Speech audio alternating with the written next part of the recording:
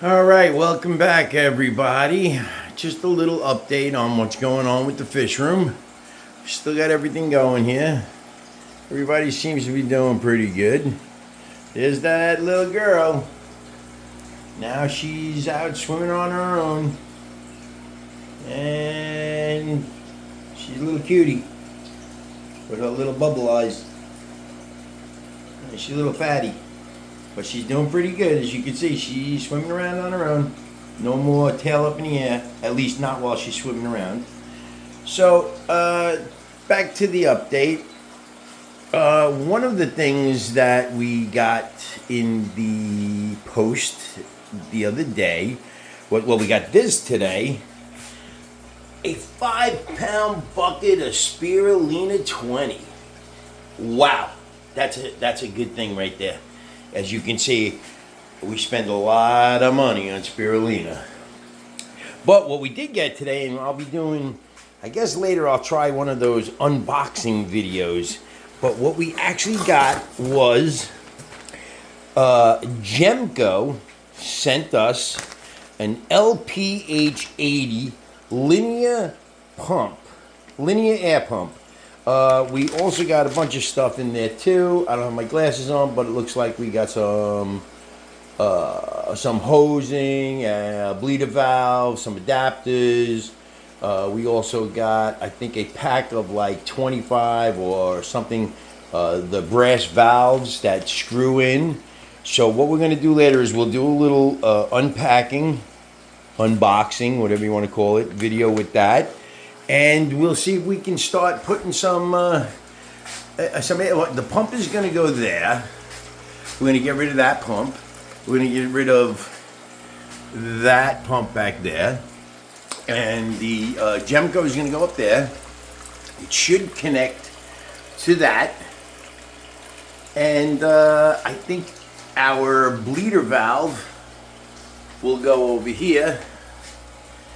And we'll start with two valves here for this newer tank that's now kind of just, I put some of the marble rocks in there. I don't know if I mentioned this before, but these mini marble chips from like Home Depot, they're like $6 a bag. I don't know if it's a 5-pound bag or 20-pound bag, whatever it is. But they fill up the whole tank. And for me, they seem to be doing really good because, as you can see, they definitely, there's nothing really wrong with it. You got to wash them real good because they do let off like a milky, powdery kind of substance at first. And also, I put them in a regular, like a spaghetti strainer kind of thing so that the smaller, tiny rocks kind of go away and I just end up with these larger rocks. But the one thing I like about them is they seem to keep my pH up there. When I use things like this was the original tank I had set up, like one of my first ones, and I used these rocks, these black, I don't remember what they were called. I think they were just called polished. They're not lava rocks, polished, like just black polished volcano rocks. I don't know what they're called, but this tank has always had a problem with pH. And another one here, which is kind of kooky, is this Molly tank here has those white marble chips, and this one keeps the pH up. This same 20-gallon tank right next to it that has those black neon gravel guys in there, the pH don't necessarily stay up too good in this one. So I think, I'm not sure why, but I think that those marble chips are actually a good investment for a substrate for tanks. Now today, what I wanted to mention was this tank here. Now I put a couple of mollies in there. They're juveniles, I guess you would call them. But I don't know, you're probably not going to be able to see it. So I'm going to see if I can get I thought I had a flashlight, but I guess I don't. Okay, well, anyways, way in the back, on the back edge and on the glass. You probably wouldn't be able to see them too good, but I noticed that I'm getting a little bit of a Hydra problem. And a lot of people have different thoughts on the Hydra. Some people say they're pests and they kill little baby shrimp and they kill little baby fry. So that is pretty much why I can't stand them. But some people say they're good and they kind of show, they're a good sign, and they kind of are an indication that your water quality is doing good.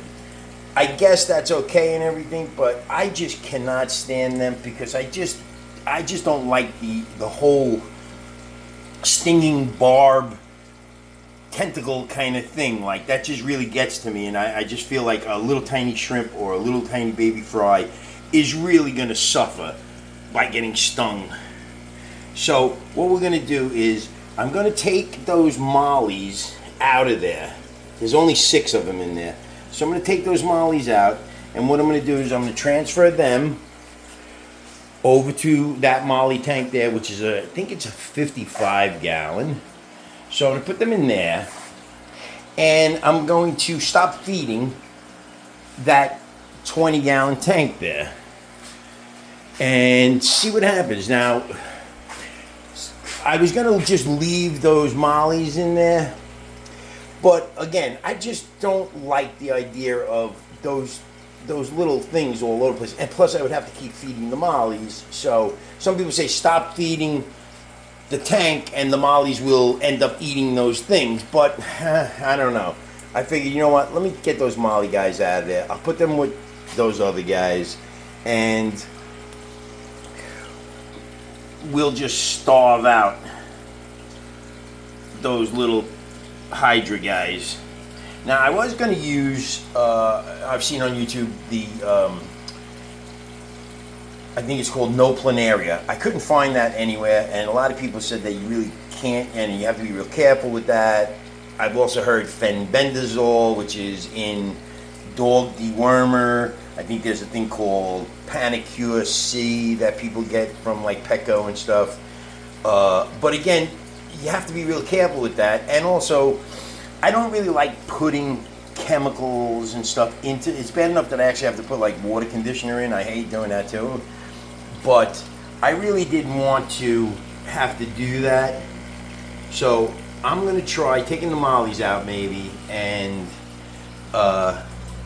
seeing if I could starve them out. Now, one other option that I was told or had run by me was I could possibly get a couple of little fish called yo-yo loaches that would probably eat those little Hydra guys. Now, I was a little hesitant. I was almost going to get them today, but I was a little hesitant because that would just be another species of fish that I would have. And that would just be, you know, another thing to kind of have to keep track of. Right now I'm looking at mollies, guppies, goldfish, if you want to call them goldfish. I have koi outside, but they're just a couple of them. And I have glow Cory cat guys that you can see over there in the corner. And I also have this Tiger Bob Tetra Danio tank. So later on, I will try to do a Gemco LPH 80 linear air pump unboxing. And also I will be using my new Walmart special, whatever this is, camera pod thing, so that I can kind of be like a professional. Also, I picked up at Home Depot, it's a 3/16 drill bit for my valves. Okay, I shall report back.